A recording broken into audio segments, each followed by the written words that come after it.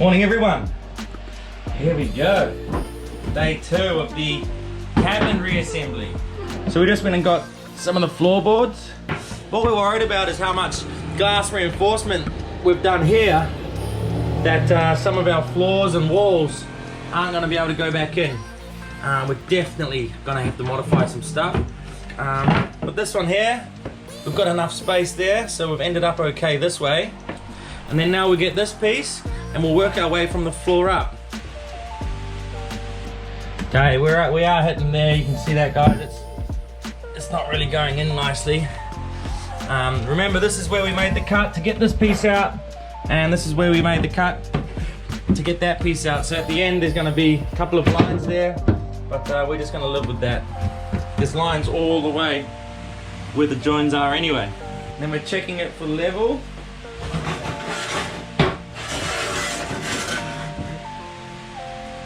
There we go, that's perfect. That's perfect. So that's where it's going to sit. And there, it is all level. Hurricane Irma boats tossed. Here we are at this marina. Hi, my name's Colin. I used to be a chief engineer on super yachts, but gave it all up to buy a hurricane-damaged Lagoon 450. My friends and I are fixing it up as we go, and are determined to circumnavigate the entire planet. So subscribe if you want some inspiration to live life to the fullest. 20 years from now, you will be more disappointed by the things you didn't do than by the things you did. So what are you waiting for? Remember, up here was only one layer of 15mm plywood. There's 2 layers of polyester glass on the outside of it, not even wrapped around the front edge or anything. So this is not going anywhere. This is the main cause of all of our issues, so I just wanted to make sure this never moves, breaks, cracks, anything, so that the rest of my boat stays intact as well. If this stays good, the rest of the boat should stay good. This is where all of the problems originate from. So I'm not kicking myself too much about this. I've got a bulkhead that's never going to break. Only thing that's happened is I've got to do a bit more carpentry work to get this damn room back together, but it's not the end of the world. Alright guys, this is the base here. It goes along there. We've got so much glass here, I'm going to have to cut that notch off so that it can go. Those 2 have to go back in there. So I'll just quickly zap this. Ah, cool, that's it there. It just all depends on what we're dealing with over here on this side of the wall. Because we've got a lot more glass here than original, we've had to really trim down this side panel here, which means the cupboard here is going to hit the edge here. So we're going to have to trim the edge down to make this cupboard fit. Bit annoying, but it is what it is. Put a pair of socks in and it falls apart. So hopefully this closes okay. There we go. This side's perfect. So it's this side that we're going to trim down. Fuck! Just done the most idiotic thing I've done in a long time. Forgot that Jamie used a skill saw after I did. He did a full depth cut. Thought it was still on my shallow cut. And I just cut straight into this piece of wood because we got to check this out. And I've just put a cut into an exposed section of this wall. We're going to so much trouble to make these cuts all hidden as much as we can, and I've just put this straight into the side of the fucking wall. Ah, I hate it when I do shit like that. I'm used to it. You happy that wasn't you? Yeah, fucking pretty happy. Get one back out of it. That's the depth we want. We'll screw it loosely in place. Now we can see where the shelf goes. It's going to go in there. It's going to be a bit too tight, so we're just going to have to shave that down on that side. So for these parts, I'm just going to go ahead and put some backing plates behind all of those.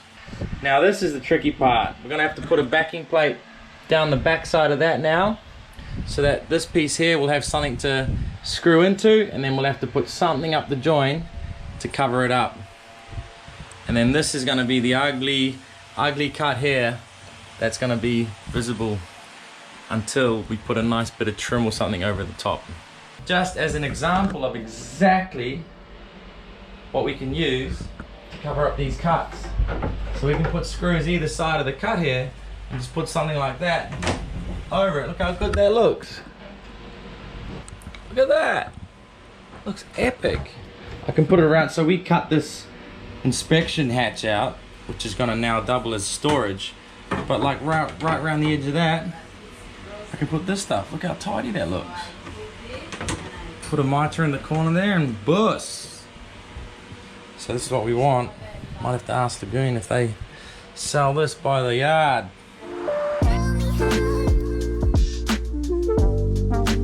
Okay, now we got a whole bunch of these battens cut up.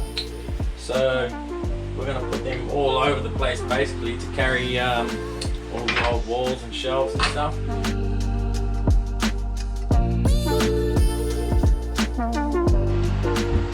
So we got a batten there to hold this wall, we got a batten up there to hold this shelf, got the battens here to hold this shelf, we've got battens here to hold this shelf, batten there to hold the top of this.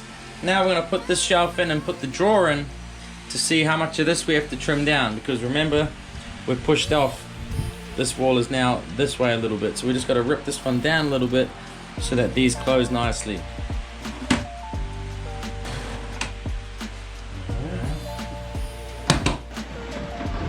Holy shit, it actually closes. If we rip this down 5mm, it'll just give us a couple of millimeters each side, and we're happy as Larry.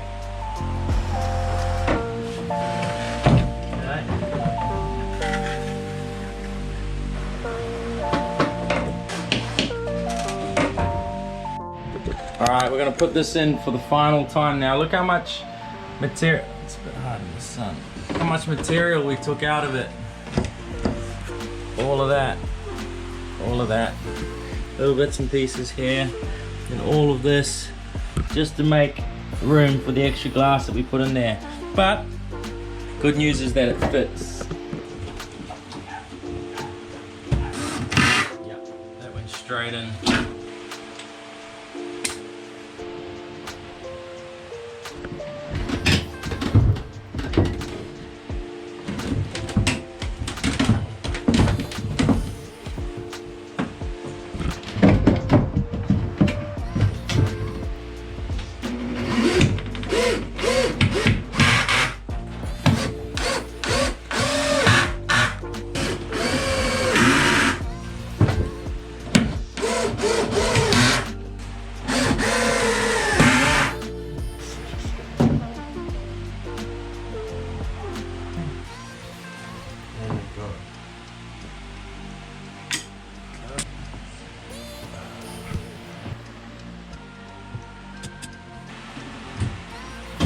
Yeah, we're in.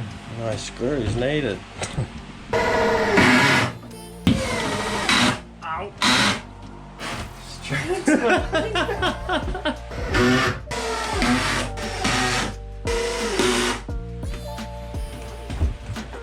There we go, guys. Put a good dent in it today. Tomorrow should be the day where this really gets transformed. All of this is all square. You see how this is opening and closing now? Beautiful, little gap there, little gap there. Nice cut here. Ah, look. There it is. I shouldn't say nothing, we've still got a cabin to go. Look at that. Ah, so we've got a couple screws showing here, but whatever trim we use to cover this is going to cover all of those sins. This is all hidden, so I'm really happy this is all hidden. So what do we got here? We're going to have to put some quarter round down there, some trim over that, and that's about it. To be honest with you, we probably won't even bother with half the covering this sort of stuff for now. Maybe, you know, down the line we'll give this a bit of a birthday, but who gives a shit? A couple of screws. We're going to be sailing around the world. Couple of screws. We don't care what we look like. Sound like a year with the unfinished gel coat all over the side of the boat. So this is going to be nothing. For those of you wondering how to do your boats, we've all of a sudden realised that we're not alone in this, and there's a lot of people with broken bulkheads and a lot of people that are going to have to do that. So I think we've learnt a lot through this process, and we'll try advise you guys on how to do it. But yeah, all of a sudden I feel a responsibility to help other people with their Lagoon 450 issues, because it's not just us. Look at this dust, guys. Everywhere we shake, we hose this cabin out, remember, with a hose and a scrubbing brush, and we're still putting this stuff back together, and glass dust is falling down and getting on us. We just can't escape this stuff. Anyway, morning. We are back in the starboard forward cabin, and the first thing we've tried to do is put this trim back on, onto here and onto here. And because we've got so much glass here, this wall has come in this way, we have to trim these trims down. Trim the trims. So the only thing that was really affected by bringing this wall over a little bit was these cupboards, and how we got around that was trimming down this piece here. Hope you can see that. And now the cupboard's closed fine. So I'm going to quickly trim these trims, and then we'll put it back up.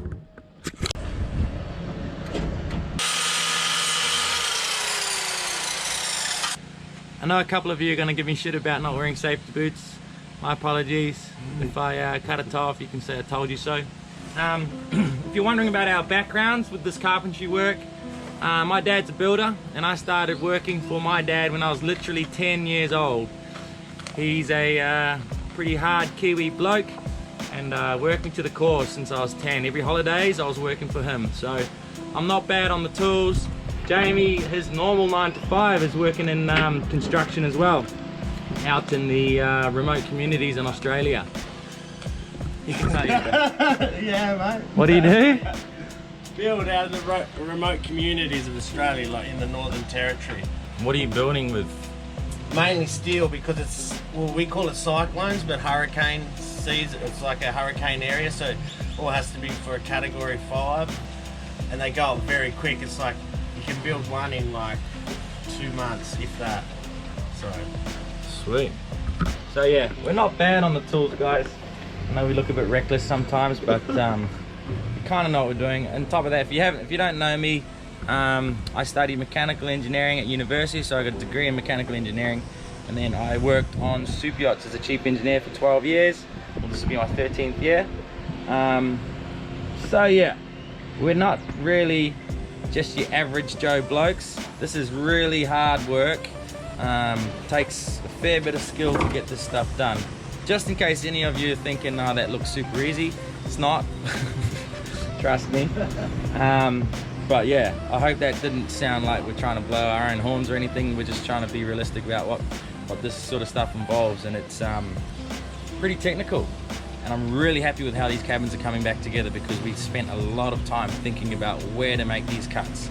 As you know, screws were holding these things together from behind up against the fiberglass, because they made the cabins and then they dropped them into the hulls. So yeah, it's not easy, guys, but I'm really happy with the results so far. So now we're going to start putting the door frame together. See if she fits. She fits good. The screw holes line up. We had to notch the back of this out to accommodate for that bit of plywood, but now we've ended up perfectly on the end here, the right thickness. This is the original trim, so pretty damn happy with that. Hopefully the same happens on that side, but I don't think it will, because we put so much glass up here because we had a crack up there. It is what it is. She's gonna go first go. Okay, now we can put these side panels on. I've just tidied up the wiring a little bit, a couple of cable ties. So all of this is going to be covered up now, which is good. These are a little bit long now because this wall is slightly more that way. So we're just going to take this material back, cut 5mm off it, and then staple this back down. Not a big deal.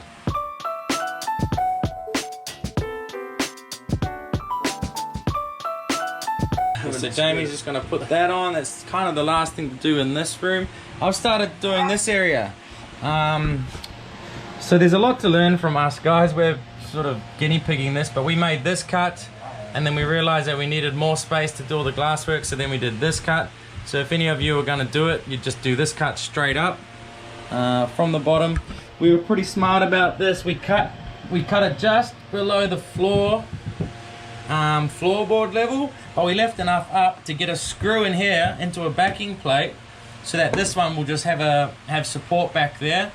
Then this we can have a backing plate behind all of this and all up there, and we can join these two together before they even go up. Because we've put so much glass in this area where it cracked, we're gonna have to basically take all of this material here out of this piece so that we can just bring these as close together as possible to get our little face plate coming up here.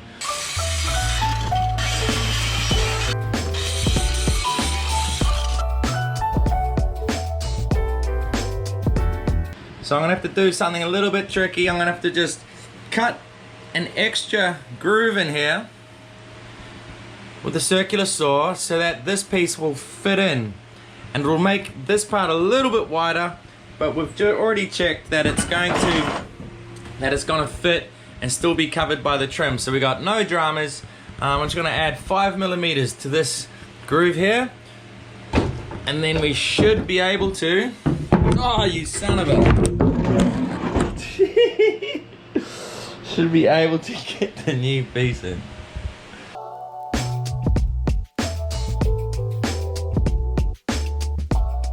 So now we're going to join these back together, and at the same time we're going to put these little battens in behind the wall so that we can slide it in and screw the other piece into it.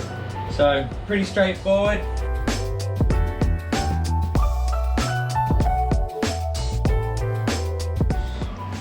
There we go, this part of the wall is actually stronger than it was. So we're going to see if it can go in with our extra backing plates there. Need a crane to get the fucking...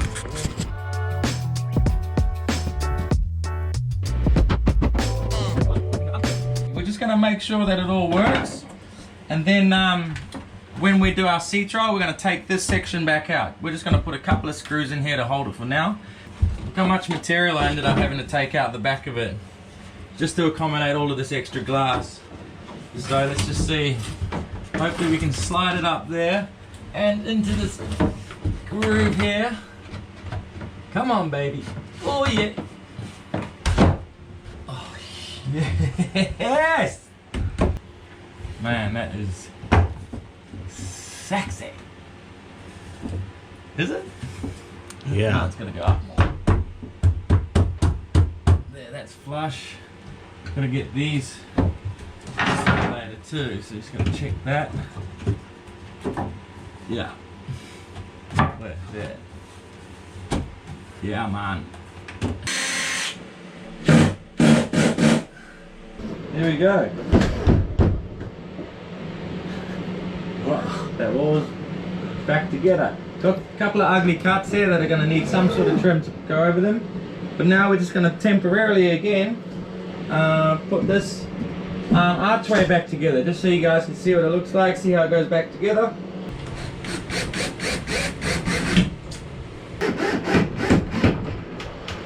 So this is the original inspection hatch that we cut here, just to be able to see the bulkhead. So we just ripped this out of the wall and found a big ass space back here. So the piece we cut out should go straight back in. Oh, there we go.